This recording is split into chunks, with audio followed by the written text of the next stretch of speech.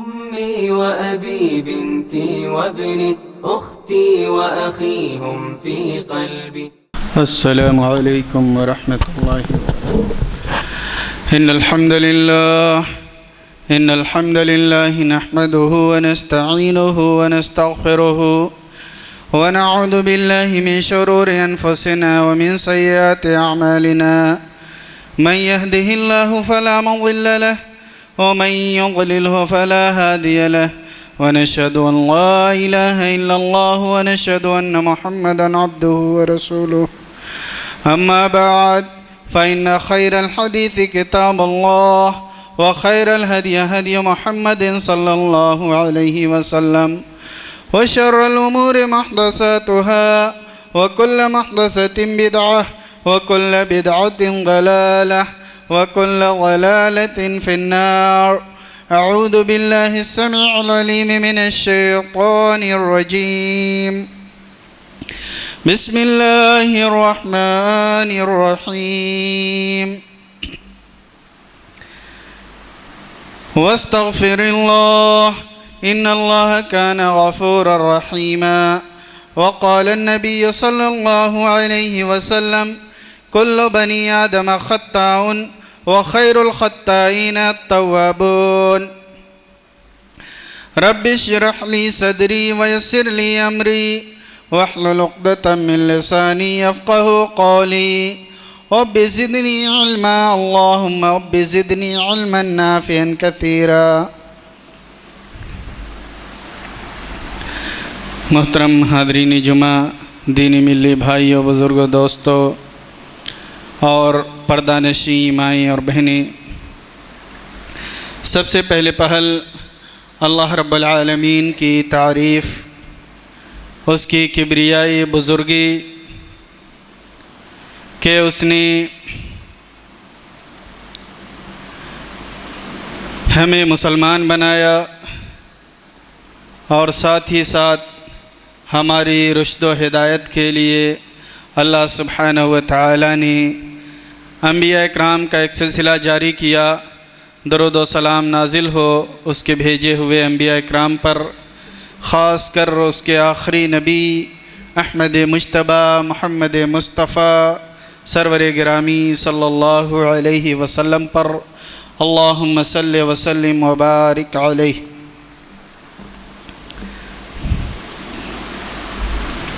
محترم حاضرین جمعہ، آج آپ کے سامنے میں جس موضوع کے تحت لب کشائی کرنے کی کوشش کر رہا ہوں وہ ہے توبہ اور استغفار، فوائد و ثمرات.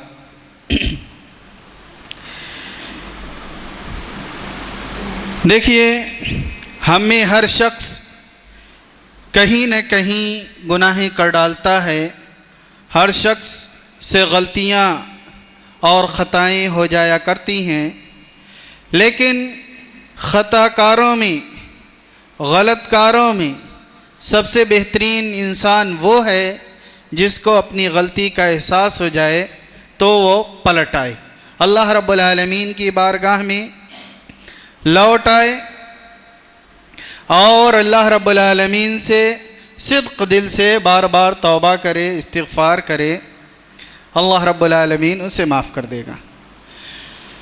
یہی وجہ ہے کہ نبی اکرم صلی اللہ علیہ وسلم نے بیان فرمایا، حضرت انس بن مالک رضی اللہ تعالیٰ عنہ راوی حدیث ہیں، بیان کرتے ہیں کہ آپ صلی اللہ علیہ وسلم نے فرمایا: کل بنی آدم خطاء وخیر الخطائین التوابون، کہ حضرت آدم کی ساری اولاد خطا کار ہے اور خطا کاروں میں سب سے بہتر وہ ہے جو سب سے زیادہ توبہ کرنے والے ہوں.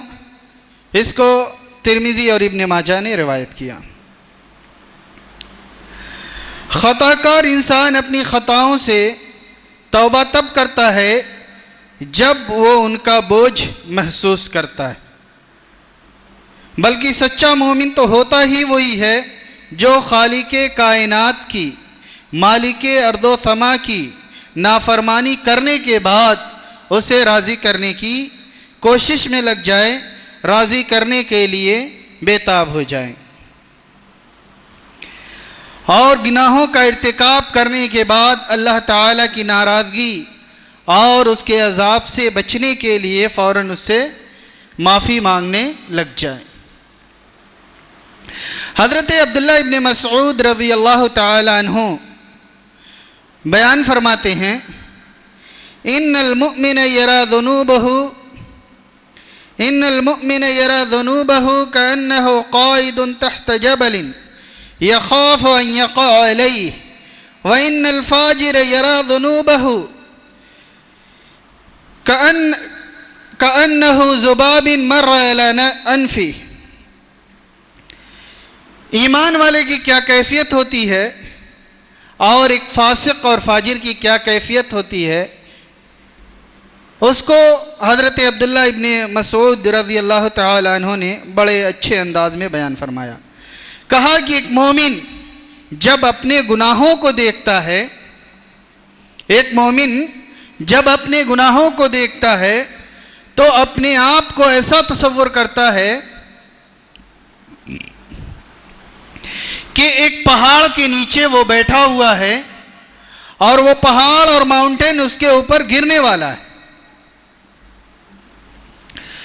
وَإِنَّ الْفَاجِرَ يُرَى ذُنُوبَهُ، اور فاجر اور گنہگار کی کیفیت یہ ہوتی ہے کہ جب وہ اپنے گناہ کو دیکھتا ہے تو ایسے تصور کرتا ہے كَذُبَابٍ مَرَّ عَلَى أَنفِهِ، ایسے تصور کرتا ہے جیسے اس کی ناک پہ کوئی مکھی بیٹھی اور اس نے ہانک دیا۔ یہ دونوں کے خیالات کا آپ محاسبہ کریں کہ ایک ایمان والے کی کیفیت جب اس سے کوئی غلطی ہو جائے، کوئی خطا ہو جائے تو کیا ہوتی ہے۔ وہ ایسا سمجھتا ہے کہ بس میں ہلاک ہونے والا ہوں، اب میں جہنم کا ٹکڑا بننے والا ہوں۔ لیکن وہیں فاسق و فاجر اور گنہگار جو عام طور سے گناہیں کرتا رہتا ہے، اس کی کیفیت یہ ہوتی ہے کہ بڑے سے بڑا گناہ کر کے بھی اس سے کچھ بھی فرق نہیں پڑتا۔ کیا فرمایا کہ ایسا تصور کرتا ہے ناک پہ مکھی بیٹھی اور اس کو اڑا دیا، یعنی بالکل ہی اس کو معمولی سمجھتا ہے۔ اب مجھے اور آپ کو یہ دیکھنا ہے کہ میری اور آپ کی کیفیت کیسی ہے۔ جب مجھ سے اور آپ سے کوئی گناہ ہوتا ہے تو میں کیا تصور کرتا ہوں، آپ کیا تصور کرتے ہیں؟ ہماری مائیں اور بہنیں جب کوئی غلطی کرتی ہیں تو ان کے تصورات کیا ہوتے ہیں؟ کیا اس مومن کی طرح کہ ان سے غلطی ہوئی تو لگا کہ اب بس ہلاک ہو گیا؟ یعنی جب یہ دل میں احساس ہوگا تو انسان پھر سکون اور چین سے نہیں بیٹھے گا، چین اور سکون سے بالکل نہیں بیٹھے گا۔ وہ جد و جہد کرے گا اس بات کے لیے کہ کیسے مجھے اس گناہ سے میں پاک ہو جاؤں، اور پاک ہونے کے لیے ظاہر سی بات ہے کہ وہ رب العالمین کی بارگاہ میں حاضر ہو جائے گا، اللہ رب العالمین سے معافی اور تلافی کرے گا۔ لیکن جب فاسق ہوگا، فاجر ہوگا، گنہگار ہوگا، بار بار گناہیں کی عادت ہوں گی، تو بڑے سے بڑے گناہ کر کے بھی، شرک و کفر کر کے بھی اسے فرق نہیں پڑے گا۔ غیبت و چغلی کتنے بڑے گناہ ہیں، جھوٹ اپنے آپ میں کبیرہ گناہ ہے، لیکن جھوٹ بولنے کے باوجود بھی اس پر کچھ بھی احساس نہیں ہوگا، اسے کچھ بھی فرق نہیں پڑے گا۔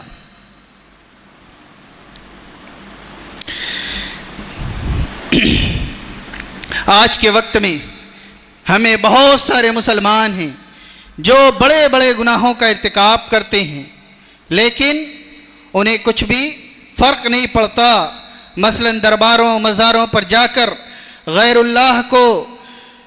اللہ کے سامنے سجدہ کرنا، اسی طریقے سے غیر اللہ کے نام پہ نذر و نیاز پیش کرنا، انہیں حاجت روا اور مشکل کشا تصور کرنا، اور ان سے اولاد طلب کرنا، یہ آج کل لوگوں کے احوال ہیں، اور ان لوگوں کے احوال ہیں جو اپنے آپ کو کہتے ہیں کہ ہم مسلمانوں کے جو کہ ٹھیکیدار ہیں، ہم سب سے بڑے مسلمان ہیں۔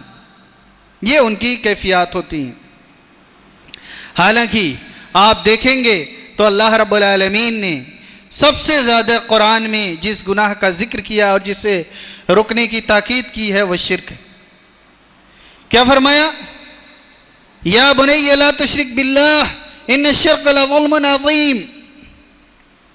حضرت لقمان حکیم نے اپنے بیٹے کو نصیحت کرتے ہوئے کہا کہ اے میرے بیٹے، دیکھو اللہ کے ساتھ شرک مت کرنا، ان الشرک لظلم عظیم، اس لیے کہ شرک بہت بڑا گناہ ہے، شرک ظلم عظیم ہے، سب سے بڑا گناہ ہے۔ اسی طرح آپ دیکھیں گے اللہ رب العالمین نے فرمایا ان اللہ لا یغفر ان یشرک بہ ویغفر ما دون ذلک لمن یشاء ومن یشرک باللہ فقد افتری اثما عظیما، اور کہیں کہا کہ وہ بہت دور کی گمراہی میں جا بھٹکا، جس نے اللہ کے ساتھ غیروں کو پکارا اس نے بہت بڑا گناہ کیا اور بہت دور کی گمراہی میں جا بھٹکا۔ آپ دیکھیں گے کہ اللہ رب العالمین نے شرک کی مذمت کرتے ہوئے بیان فرمایا کہ اللہ رب العالمین انہو من یشرک باللہ فقد حرم اللہ علیہ الجنہ ومأواہ النار وما للظالمین من انصار، کہ جو اللہ کے ساتھ شرک کرے گا، انہو من یشرک باللہ فقد اللہ علیہ الجنہ، اللہ نے اس پر جنت حرام کر دی، اور ایسے مشرکوں کا کوئی مددگار نہیں اور ان کا ٹھکانہ جہنم ہے۔ اللہ رب العالمین نے واضح انداز میں اس کبیرہ گناہ کی قباحت و شناعت کو بیان کیا ہے کہ ایک مسلمان کو ان گناہوں کی طرف جانا نہیں چاہیے، بلکہ ان سے قطعی طور سے سختی کے ساتھ بچنا چاہیے اور شرک و کفر اور بدعات سے اجتناب کرنا چاہیے۔ بہت سارے لوگ ہوتے ہیں دین کے نام پہ بدعات کا ارتکاب کرتے ہیں، دین کے نام پہ بدعات کا ارتکاب کرتے ہیں۔ آپ چاہے قرآن خوانی لے لیں یا اور دیگر گناہ کے کام ہیں جو کیے جاتے ہیں، جو کہ سختی سے دین اسلام میں منع کیا گیا۔ اللہ کے نبی صلی اللہ علیہ وسلم نے فرمایا من عمل عملا لیس علیہ امرنا فہو رد، جس نے کوئی ایسا کام کیا جس کی اجازت ہم نے نہ دی ہو وہ غیر مقبول ہے، وہ قابل قبول نہیں ہے۔ آج کے وقت میں نت نئے کام دین کے نام پہ کیے جا رہے ہیں جو کہ سخت کبیرہ گناہ ہیں، اور بدعت شرک کے ساتھ بدعت بھی بہت ہی کبیرہ گناہ ہے۔ قیامت کے دن لوگوں کے اعضائے وضو چمک رہے ہوں گے، اللہ کے نبی صلی اللہ علیہ وسلم حوض کوثر کے پاس انہیں بلا رہے ہیں کہ آؤ آؤ تمہارے لیے مرحبا ہے، آ جاؤ میں تمہیں حوض کوثر کا پانی پلاتا ہوں۔ اتنے میں ان کے درمیان فرشتے حائل ہو جائیں گے، اللہ کے نبی صلی اللہ علیہ وسلم کہیں گے کہ اے فرشتوں یہ میرے امتی ہیں، دیکھو ان کے اعضائے وضو چمک رہے ہیں، انہیں آنے دو۔ فرشتے کہیں گے کہ اللہ کے نبی محمد رسول اللہ صلی اللہ علیہ وسلم آپ کو علم نہیں، انہوں نے آپ کے بعد دین میں بدعات ایجاد کی اور نئے نئے طریقے رائج کیے۔ اللہ کے نبی صلی اللہ علیہ وسلم کہیں گے سحقن سحقن، انہیں مجھ سے دور لے جاؤ، انہیں مجھ سے دور لے جاؤ۔ تو شرک بڑا گناہ ہے، بدعت بڑا گناہ ہے۔ بدعت ایک ایسا گناہ ہے کہ بدعتی کو کبھی توبے کی توفیق نہیں ہوتی، بدعتی کو کبھی توبہ کرنے کی توفیق نہیں ہوتی۔ اس کی وجہ کیا ہے؟ اس کی وجہ یہ ہے کہ بدعتی کو جو بدعت کرتا ہے وہ بدعت جو ہے گناہ سمجھ کر کے کرتا ہی نہیں ہے، وہ بدعت جو ہے گناہ سمجھ کر کے کرتا ہی نہیں، وہ ثواب سمجھ کر کے کرتا ہے۔ شیطان نے کیسا خوبصورت جال بچھایا ہے کہ لوگ اس کے جال میں پھنستے چلے جا رہے ہیں۔ شیطان نے اللہ سے یہ عہد لیا ہے کہ اللہ تیری عزت کی قسم میں تیرے بندوں کو قیامت تک بہکاؤں گا۔ اللہ نے اسے مہلت دی ہے قیامت تک، اور اللہ نے یہ وعدہ کیا کہ جو اس کے سچے بندے ہیں اس کے بہکاوے میں نہیں آئیں گے۔ تو شیطان اپنے مشن میں لگا ہوا ہے، ان الشیطان لکم عدو فاتخذوہ عدوا. اللہ رب العالمین نے فرمایا کہ اے حضرت انسان، شیطان تیرا دشمن ہے، تو اسے اپنا دشمن ہی تصور کر. اب شیطان ہمیں طرح طرح کی جالوں میں پھنسا کر کے ہم سے ایسے کام کروا رہا ہے جو جائز نہیں، جو بدعات ہیں، خرافات ہیں، شرکیہ افعال اور اعمال کروا رہا ہے، اور وہ اپنی ٹیم منتخب کر رہا ہے کہ مجھے جب جہنم میں جلنا ہے تو میں اکیلا نہیں جلوں گا، میں اوروں کو لے کر کے جہنم کی آگ میں جاؤں گا. بہرکیف یہ چند بڑے بڑے گناہ ہیں، شرک، کفر، بدعات. لیکن آج ہم ان گناہوں کو معمولی سمجھتے ہیں، لیکن صحابہ اکرام کے زمانے میں صحابہ اکرام کی کیا کیفیت ہوتی تھی؟ وہ چھوٹے چھوٹے گناہوں کو بھی بہت بڑا سمجھتے تھے. حضرت انس رضی اللہ تعالیٰ عنہ اپنے دور کے لوگوں سے کہا کرتے تھے انکم لتعملون اعمالا هي ادق في اعینکم من الشعر وان كنا لنعدها على عهد النبي صلی اللہ علیہ وسلم من الموبقات. کہ بے شک تم ایسے عمل کرتے ہو جو تمہاری نظروں میں بال سے باریک ہیں، بال سے باریک یعنی معمولی ہیں، جبکہ ہم انہیں نبی کریم صلی اللہ علیہ وسلم کے زمانے میں مہلک گناہوں میں شمار کیا کرتے تھے. ہم ایسا سمجھتے تھے کہ چھوٹے گناہ بھی ہمیں ہلاک کر دینے والے ہیں، اللہ کی رحمت سے دور کر دینے والے ہیں، جنت اور اس کی نعمتوں سے دور کر دینے والے. یہ صحابہ اکرام کا دور تھا.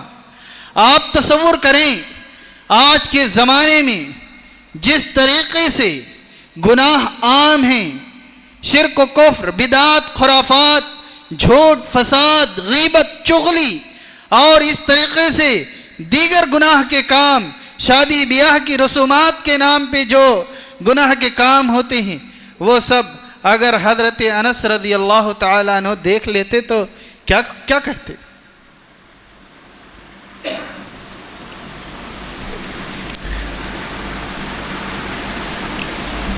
کہنے کا مطلب یہ ہے کہ صحابہ اکرام کی ذہنیت چھوٹے سے چھوٹے گناہ سے بچنے کی ہوتی تھی.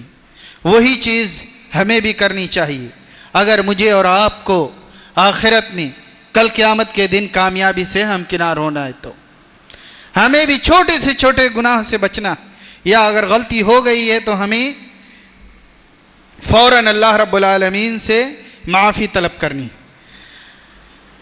حضرت عمران بن حسین، دیکھیے صحابہ اکرام کی کیا کیفیت تھی. حضرت عمران بن حسین رضی اللہ عنہ بیان کرتے ہیں جوہینہ قبیلے کی ایک عورت نبی کریم صلی اللہ علیہ وسلم کی خدمت میں حاضر ہوئی جو زنا کی وجہ سے حاملہ تھی. اس نے کہا اللہ کے رسول صلی اللہ علیہ وسلم میں نے حد کو پامال کیا ہے، لہذا آپ مجھ پر حد قائم کریں. نبی اکرم صلی اللہ علیہ وسلم نے اس کے ولی اور سرپرست کو بلایا اور اسے حکم دیا احسن الیہا فاذا وضعت فأتنی بہا، اس سے اچھا سلوک کرو، جب یہ بچہ جن دے تو اس کے بعد میرے پاس لے آنا. چنانچہ اس شخص نے ایسا ہی کیا. پھر آپ صلی اللہ علیہ وسلم نے حکم دیا اور اس کے کپڑے اس پر کس دیے گئے اور اسے رجم کر دیا گیا. جب اسے رجم کی سزا دی گئی تو آپ صلی اللہ علیہ وسلم نے اس کی نماز جنازہ پڑھائی. تب حضرت عمر رضی اللہ تعالیٰ عنہ نے کہا اے اللہ کے نبی صلی اللہ علیہ وسلم، آپ نے اس کی نماز جنازہ پڑھائی، اس عورت کی نماز جنازہ پڑھائی، حالانکہ اس نے بدکاری کی تھی، اس نے زنا کا ارتکاب کیا تھا. تو اللہ کے نبی صلی اللہ علیہ وسلم نے جواب دیا لقد تابت توبتا لو قسمت بین 70 من اہل المدینة لوسعتهم وهل وجدت توبتا افضل من ان جادت بنفسها للہ تعالی. اس خاتون نے ایسی توبہ کی ہے کہ اگر اس کی توبہ کو اہل مدینہ کے 70 افراد میں 70 لوگوں میں اس کو تقسیم کر دیا جائے، بانٹ دیا جائے، ڈیوائڈ کر دیا جائے تو سب کے لیے کافی ہو جائے۔ اور اس سے اچھی توبہ کیا ہو سکتی ہے کہ اس نے اپنی جان ہی اللہ کی رضا کے لیے قربان کر دی، اس نے اپنی جان ہی اللہ کی رضا کے لیے قربان کر دی۔ اسی طریقے سے یہ مسلم شریف کی روایت ہے، حضرت بریدہ بیان کرتے ہیں کہ ماعز بن مالک رضی اللہ تعالی عنہ نبی کریم صلی اللہ علیہ وسلم کی خدمت میں حاضر ہوئے، کہنے لگے یا رسول اللہ طہرنی، اے اللہ کے نبی صلی اللہ علیہ وسلم مجھے پاک کیجئے۔ آپ صلی اللہ علیہ وسلم نے فرمایا ویحک ارجع فاستغفر اللہ وتب علیہ، تم پر افسوس ہے، جاؤ اللہ سے معافی مانگو اور توبہ کر لو۔ ماعز رضی اللہ تعالیٰ عنہ تھوڑی دور گئے، واپس پلٹ کر کے آئے، دوبارہ کہا یا رسول اللہ طہرنی، اللہ کے نبی صلی اللہ علیہ وسلم مجھے پاک کیجئے۔ اللہ کے نبی صلی اللہ علیہ وسلم نے دوبارہ بھی وہی جواب دیا ویحک ارجع فاستغفر اللہ وتب الیہ، کہ جاؤ تم پر افسوس ہے، جاؤ اللہ سے معافی مانگو اور توبہ کر لو۔ تھوڑی دور گئے، پھر واپس لوٹ کر کے آئے، تیسری مرتبہ یہی سوال کیا یا رسول اللہ طہرنی، اللہ کے رسول صلی اللہ علیہ وسلم مجھے پاک کیجئے۔ نبی اکرم صلی اللہ علیہ وسلم نے تیسری مرتبہ یہی جواب دیا ویحک ارجع واستغفر اللہ وتب الیہ، جاؤ تم پر افسوس ہے، اللہ سے معافی مانگو اور توبہ کر لو۔ اس کے بعد چوتھی مرتبہ آئے، وہی بات کہی، آپ صلی اللہ علیہ وسلم نے چوتھی مرتبہ میں کہا فیما اطہرک، اے ماعز بن مالک میں تمہیں کس چیز سے پاک کروں، میں تمہیں کس چیز سے پاک کروں؟ تو انہوں نے کہا کہ اللہ کے نبی صلی اللہ علیہ وسلم مجھ سے زنا جیسا گناہ سرزد ہوا ہے۔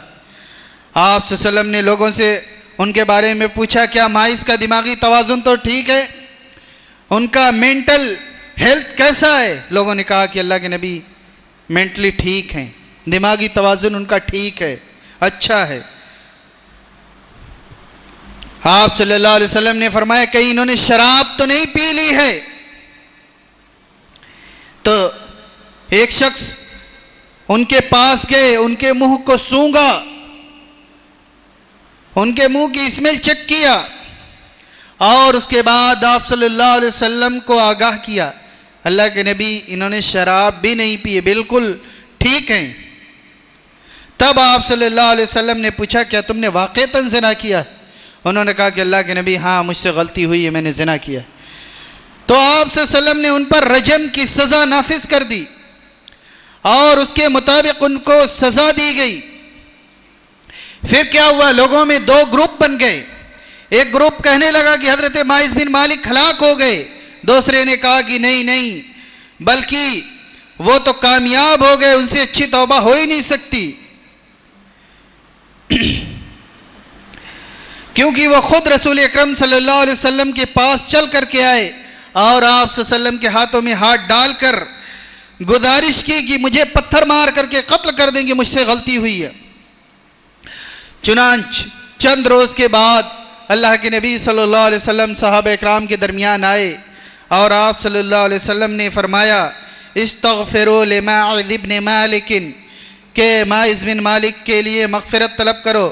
چنانچہ صحابہ اکرام نے دعا کرتے ہوئے کہا اے اللہ تعالیٰ تو ماعز بن مالک کو معاف فرما۔ تب آپ صلی اللہ علیہ وسلم نے ان کے فضائل میں یہ بات بیان فرمائی لقد تاب توبۃ لو قسمت بین امت لوسعتہم، کہ انہوں نے ایسی توبہ کی ہے کہ اگر اسے لوگوں کے گروہ میں تقسیم کر دیا جائے تو ان سب کو ان کی توبہ کافی ہو جائے۔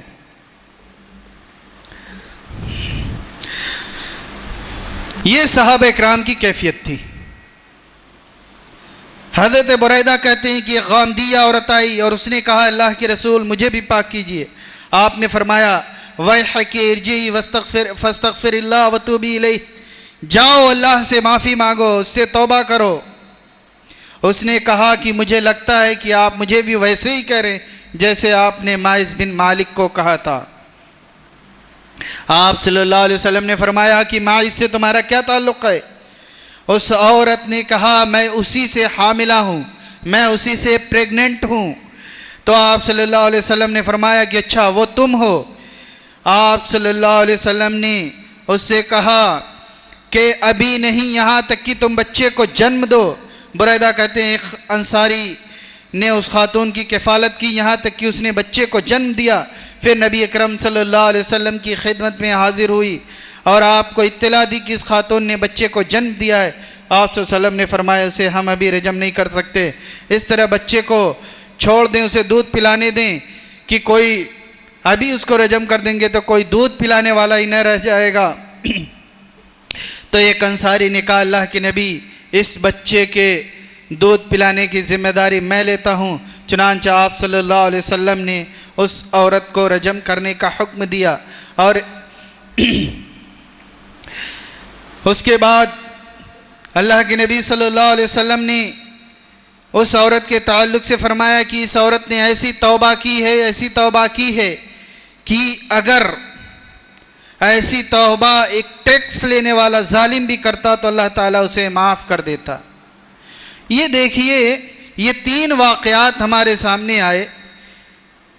یہ اس امت کے اولین دور کے لوگ تھے. کس قدر ان کے دلوں میں اللہ کا خوف اور ڈر ہوا کرتا تھا کہ ان سے گناہیں ہوئی، اللہ کی بارگاہ میں حاضر ہو گئے اور اللہ رب العالمین سے معافی طلب کرنے لگ گئے، اللہ رب العالمین سے معافی مانگنے لگ گئے. آج کیفیت یہ ہے میری اور آپ کی کہ ہم سے بڑے سے گناہ ہوتے ہیں، لیکن ہم جو ہے اس گناہوں کو ویسے ہی جو بیان کیا گیا کہ جیسے ناک پہ مکھی بیٹھی اور اس کو اڑا دیا، یہ کیفیت ہم لوگوں کی ہے. ہمیں عبرت حاصل کرنی چاہیے صحابہ اکرام کے واقعات سے، اولین دور کے لوگوں سے. بہرکیف یہ واقعات تھے. آئیے میں آپ کو قرآن سے چند آیتیں سناتا ہوں جس میں اللہ رب العالمین نے مومنوں کو توبہ و استغفار کا حکم دیا. اللہ رب العالمین نے اپنے پیارے نبی حضرت محمد صلی اللہ علیہ وسلم کو استغفار کا حکم دیا. چنانچہ اللہ رب العالمین ارشاد فرماتا ہے وَاسْتَغْفِرِ اللَّهِ إِنَّ اللَّهَ كَانَ غَفُورًا رَحِيمًا، کہ آپ اللہ تعالیٰ سے بخشش طلب کیجئے، اللہ تعالیٰ سے معافی مانگیے کہ اللہ رب العالمین نہایت ہی رحم کرنے والا اور معاف فرمانے والا ہے. اسی طرح اللہ رب العالمین نے تمام مومنوں کو توبہ کرنے کا حکم دیا. فرمایا وَتُوبُوا إِلَى اللَّهِ جَمِيعًا أَيُّهَا الْمُؤْمِنُونَ لَعَلَّكُمْ تُفْلِحُونَ، کہ اے مومنوں تم سب کے سب اللہ کی جناب میں توبہ کرو تاکہ تم کامیاب ہو جاؤ. یعنی اگر مومنین سچے دل سے اللہ کی طرف رجوع کریں اور اس سے معافی طلب کریں تو اللہ رب العالمین انہیں معاف کر دے گا. صرف معاف ہی نہیں کرے گا بلکہ دنیا اور آخرت کی کامیابیاں ان کے قدم چومیں گی.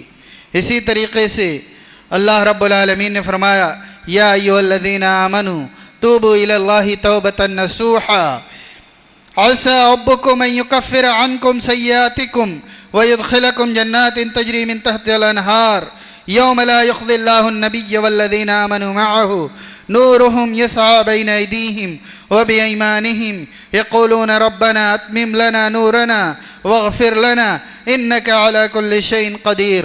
کہ اے ایمان والو تم اللہ کے سامنے سچی اور خالص توبہ کرو. قریب ہے کہ اللہ رب العالمین اللہ سبحانہ و تعالی تمہارے گناہوں کو معاف فرما دے اور تمہیں ان جنتوں میں داخل کرے جن کے نیچے نہریں جاری ہیں. اور اس دن اللہ تعالی نبی اور ان کے ساتھ ایمان والوں کو رسوا نہ کرے گا، ان کا نور ان کے سامنے ان کے دائیں دوڑ رہا ہوگا اور یہ دعائیں کرتے ہوں گے، اے ہمارے رب ہمیں کامل نور عطا فرما، اور واغفر لنا انک علی کل شیء قدیر، ہمیں بخش دے کہ تو یقیناً ہر چیز پر قادر ہے۔ اس آیت میں اللہ سبحانہ و تعالی نے توبہ نصوحہ کی تعلیم دی ہے کہ توبہ کرو تو خالص توبہ کرو۔ بعض لوگوں کو ہم دیکھتے ہیں کہ مسجدوں میں بیٹھے ہیں، استغفر اللہ استغفر اللہ استغفر اللہ پڑھتے ہیں، اللہ مجھے بخش دے، لیکن جیسے مسجد سے باہر نکلتے ہیں وہی جھوٹ فساد، وہی غیبت چغلی اور اسی طریقے سے اور دیگر گناہ کے کام ہمارے شروع ہو جاتے ہیں۔ اس طرح کی توبہ، اس طرح کا استغفار یہ کیا ہے؟ یہ گویا ایسے ہی ہے جیسے ہم اللہ رب العالمین کا مذاق اڑا رہے ہیں۔ یہ استغفار نہیں، یہ مذاق ہے۔ خالص توبہ کا مطلب یہ ہے کہ اگر ہم سچے دل سے کر رہے ہیں تو پہلے اپنے گناہوں پر شرمندگی کا احساس ہو، گناہیں چھوڑ دینے کا ارادہ اور عزم مصمم ہو، اور دوبارہ ان گناہوں کی طرف جانے کا ارادہ نہ ہو۔ اس میں اللہ رب العالمین نے توبہ نصوحہ کے کئی ایک فوائد بیان کیے۔ نمبر 1، ان یکفر عنکم سیئاتکم، سب سے پہلا فائدہ یہ ہے اگر خالص توبہ کی تو اللہ تعالی گناہوں کو معاف فرما دے گا، گناہوں کو معاف فرما دے گا۔ اور ہم میں سے ہر ایک یہ چاہتا ہے کہ ہمارے گناہوں کی معافی ہو جائے۔ ظاہر سی بات ہے، ہمیں جنت حاصل کرنے کے لیے گناہوں سے پاک ہونا ضروری ہے۔ اگر ہم دنیا میں پاک صاف ہو کر کے نہ گئے تو اللہ رب العالمین جہنم کے اندر ڈال کر کے گناہوں کو، جتنی گناہیں ہیں اس کے برابر ڈال کر کے ہمیں پاک کرے گا، پھر جنت میں ڈالے گا۔ تو اگر ہم نے خالص توبہ کی تو اللہ رب العالمین دنیا میں رہتے ہی ہمارے گناہوں کو معاف فرما دے گا، بلکہ معاف نہیں کرے گا۔ اللہ رب العالمین نے کیا فرمایا؟ یبدل اللہ سیئاتہم حسنات، اللہ رب العالمین گناہوں کو نیکیوں سے بدل دے گا، گناہوں کو نیکیوں سے بدل دے گا۔ تصور کیجئے اللہ رب العالمین کس قدر مہربان ہے اپنے بندے نے بہت ساری گناہیں کی ہیں، دفتر کے دفتر بھرے ہوئے ہیں، بندے نے توبہ کی، اللہ رب العالمین نے ان کے دفتروں کو جلایا نہیں، ختم نہیں کیا، ان کو نیکیاں بنا دیا۔ کتنا بڑا اللہ سبحانہ و تعالیٰ کا انعام۔ لیکن شرط یہ ہے کہ ہم خالص توبہ کریں، اللہ رب العالمین سے خالص توبہ کیا جائے۔ اور دوسری فائدہ کیا ہے؟ وَيُدْخِلْكُمْ جَنَّاتٍ تَجْرِي مِن تَحْتِهَا الْأَنْهَارُ، ایسی جنتوں کے اندر داخل کرے گا جس کے نیچے نہریں جاری ہوں گے۔ ہم سب کی چاہت کیا ہے؟ ہماری گھر واپسی ہو جائے۔ ہمارا اصلی گھر کیا ہے؟ ہمارے ابا جد امجد ابو الاب حضرت آدم علیہ السلام کہاں رہتے تھے؟ جنت میں رہتے تھے۔ جب ہمارے ابا جنت میں رہتے تھے تو ظاہر سی بات ہمارا اصلی گھر وہی ہوا، تو ہمیں گھر واپسی کرنی ہے، یعنی جنت میں جانا ہے۔ تو کیا فرمایا کہ اگر خالص توبہ کرو گے تمہاری گھر واپسی ہو جائے گی، تم جنت میں چلے جاؤ گے۔ اور کیسی جنت؟ وَيُدْخِلْكُمْ جَنَّاتٍ تَجْرِي مِن تَحْتِهَا الْأَنْهَارُ، ایسی جنتوں کے اندر اللہ سبحانہ و تعالی داخل کرے گا کہ جس کے نیچے نہریں جاری ہوں گی۔ آج کے وقت میں ہم دیکھتے ہیں کوئی آپ اپارٹمنٹ خریدنے جاتے ہیں تو دیکھتے ہیں کہ اس میں سوئمنگ پول ہے کہ نہیں۔ اللہ رب العالمین نے جنت اتنی خوبصورت تیار کی ہے جس کا آپ تصور نہیں کر سکتے، ہم تصور نہیں کر سکتے۔ ضرورت اس بات کی ہے کہ ہم اس دنیا میں رہتے ہوئے اپنے آپ کو گناہوں سے پاک رکھیں۔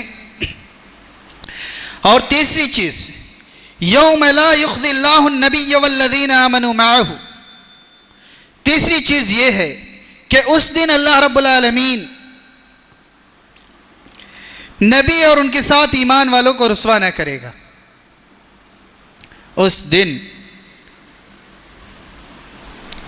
یوم تبیض وجوہ وتسود وجوہ، اس دن بہت سے چہرے روشن ہوں گے، چمکتے دمکتے ہوں گے، اور بہت سے چہرے ایسے ہوں گے جو سیاہ اور کالے پڑ رہے ہوں گے۔ چمکتے دمکتے چہرے کس کے ہوں گے؟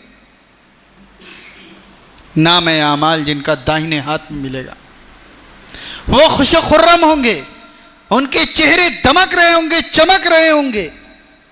لیکن جن کے نام اعمال بائیں ہاتھ میں ملیں گے، کیا کہیں گے؟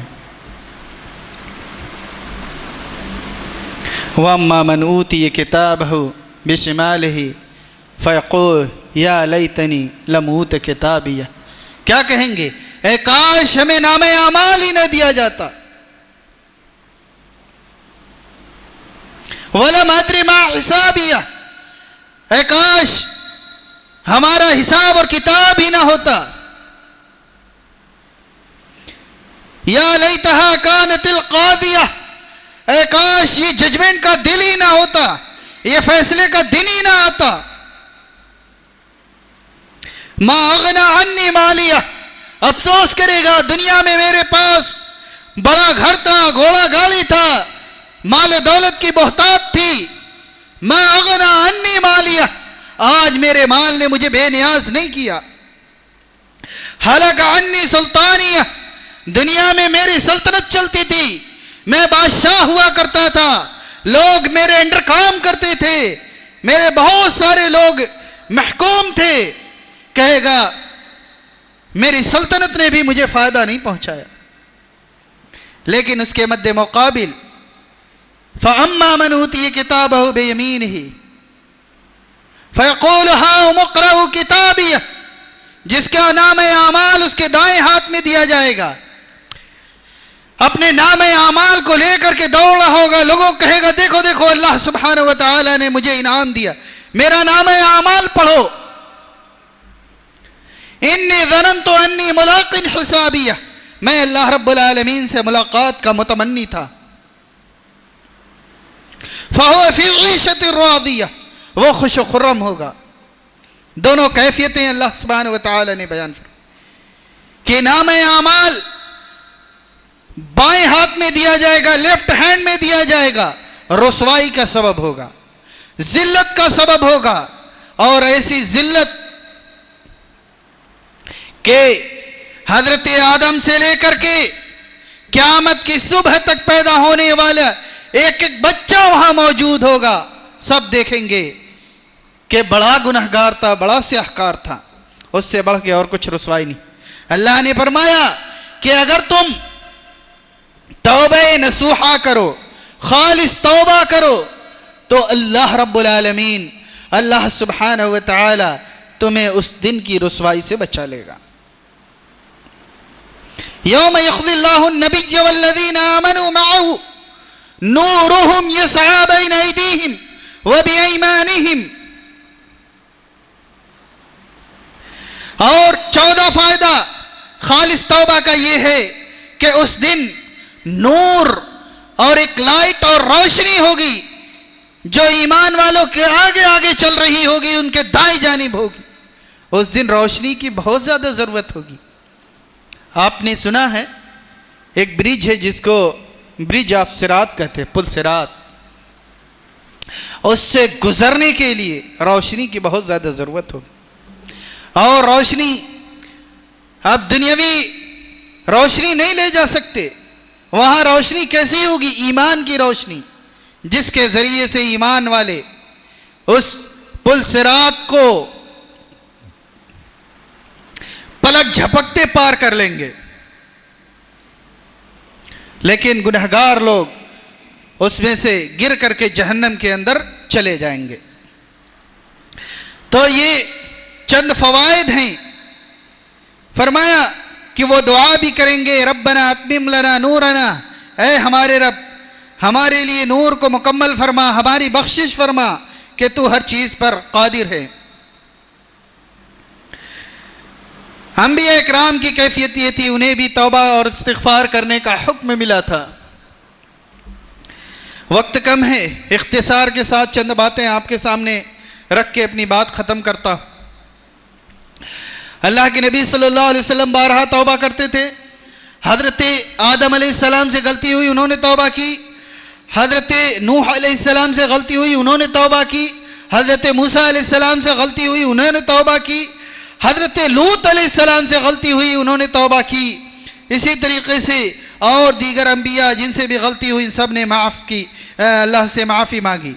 اور یہ تصور رکھنا چاہیے کہ اللہ رب العالمین انتہائی معاف فرمانے والا ہے۔ اللہ رب العالمین فرماتا ہے قل یا عبادی الذین اسرفوا علی انفسہم لا تقنطوا من رحمت اللہ، کہ اے وہ لوگو، اے میرے گنہگار بندو جنہوں نے اپنے نفسوں پر ظلم کیا، لا تقنطوا من رحمت اللہ، اللہ کی رحمت سے مایوس نہ ہو۔ ان اللہ یغفر الذنوب جميعا ان اللہ یغفر الذنوب جميعا انہ هو الغفور الرحیم، کہ بے شک اللہ رب العالمین تمام گناہوں کو معاف فرما دیتا ہے، یقیناً وہی تو ہے جو بڑا معاف فرمانے والا اور بے حد مہربان ہے۔ ہم اور آپ دیکھتے ہیں، وہ بارہا واقعہ سنتے ہیں، 99 آدمیوں کو قتل کرنے والا اللہ تعالیٰ نے اس کو معاف کیا، اور اسی طریقے سے بڑے بڑے گنہگار ہوئے جنہوں نے گناہیں کی اور اللہ سبحانہ و تعالیٰ سے معافی مانگی، اللہ رب العالمین نے معاف کر دیا۔ ایک حدیث آپ کو سناتا ہوں، حدیث قدسی ہے کہ اللہ تعالیٰ فرماتا ہے اے ابن آدم، اگر تو صرف مجھے پکارتا اور تمام امیدیں مجھ سے وابستہ رکھ، اگر تو مجھے صرف پکارتا رہے اور تمام امیدیں مجھ سے وابستہ رکھے، خواہ تم سے جو بھی گناہ سرزد ہو میں تمہیں معاف کرتا رہوں گا اور مجھے کوئی پرواہ نہیں ہوگی۔ اگر تیرے گناہ آسمان تک پہنچ گئے پھر تو مجھ سے معافی طلب کرے تو میں تمہیں معاف کر دوں گا اور میں کوئی پرواہ نہیں کروں گا، اور اگر تو میرے پاس زمین کے برابر گناہ لے کر آئے پھر تمہاری مجھ سے ملاقات اس حال میں ہو کہ تو میرے ساتھ کسی کو شریک نہیں بناتا تو میں تمہیں زمین کے برابر مغفرت کے ساتھ ملوں گا۔ یہ اللہ سبحانہ و تعالی کتنا کہا کہ آسمان کے برابر تمہارے گناہ پہنچ جائیں، ساری زمین تمہارے گناہوں سے بھر جائے، لیکن تیرا مصدر و محور، تیرا ٹھکانہ صرف اللہ رب العالمین ہو، تو اس کے ساتھ کسی کو شریک نہ ٹھہراتا ہو، تو اللہ رب العالمین تمہارے تمام گناہوں کو معاف فرما دے گا۔ یہ اللہ رب العالمین۔ اسی طرح ہم وہ حدیث بھی جانتے ہیں کہ ایک شخص کی اونٹنی بے آب و گیا میدان کے اندر، صحرا کے اندر گم ہو جاتی ہے، جس کے اوپر اس کا سامان زیست ہوتا ہے، زندگی بھر کا سامان ہوتا ہے، اس کا پانی کھانا اس اونٹنی پر لدا ہے، وہ غائب ہو جاتی، وہ بہت تلاش کرتا ہے لیکن کہیں نہیں ملتی۔ اچانک وہ تلاش کرتے کرتے تھک کر کے سو جاتا ہے، جب آنکھ کھلتی ہے تو وہ اپنی اونٹنی کو اپنے پاس دیکھتا ہے، شدت خوشی میں کیا کہتا ہے، اللہم انت عبدی وانا ربک وقت من شدت الفرح، کیا کہتا ہے، اللہ تو میرا بندہ میں تیرا رب، اللہ تو میرا بندہ میں تیرا رب۔ اور یہ غلطی کس سے کرتا ہے، خوشی، شدید خوشی کی وجہ سے وہ غلطی کر بیٹھتا ہے۔ اللہ تعالیٰ اس شخص سے بھی زیادہ خوش ہوتا ہے جو بندہ اللہ رب العالمین سے اپنے گناہوں کی معافی طلب کرتا ہے۔ تو ہمارے لیے درس عبرت یہ ہے کہ ہم گناہوں سے بچیں، اور جو گناہیں اور غلطیاں ہم سے سرزد ہو گئی ہیں ہم اللہ رب العالمین کی بارگاہ میں حاضر ہو جائیں، اللہ رب العالمین سے معافی طلب کریں، اور معافی کا بہترین ذریعہ سید الاستغفار ہے جو ہم میں سے ہر ایک کو یاد کرنی چاہیے۔ اس کا صیغہ یہ ہے، انت ربی لا الہ الا انت خلقتنی وانا عبدک وانا علی عہدک ووعدک ما استطعت واعوذ بک من شر ما صنعت ابوء لک بنعمتک علی وابوء بذنبی فاغفر لی فانہ لا یغفر الذنوب الا انت۔ اللہ کے نبی صلی اللہ علیہ وسلم نے فرمایا جس نے دن میں ایک مرتبہ ایمان و یقین کے ساتھ پڑھا اسی دن میں اس کا انتقال ہو گیا، اس کو اللہ سبحانہ وتعالی جنت میں داخل کرے گا۔ رات میں ایک مرتبہ ایمان و یقین کے ساتھ پڑھا، اسی رات انتقال ہوا اور جنت کے اندر جائے گا۔ اللہ رب العالمین ہم سب کو کہنے سننے سے زیادہ عمل کی توفیق عنایت فرمائے، آمین۔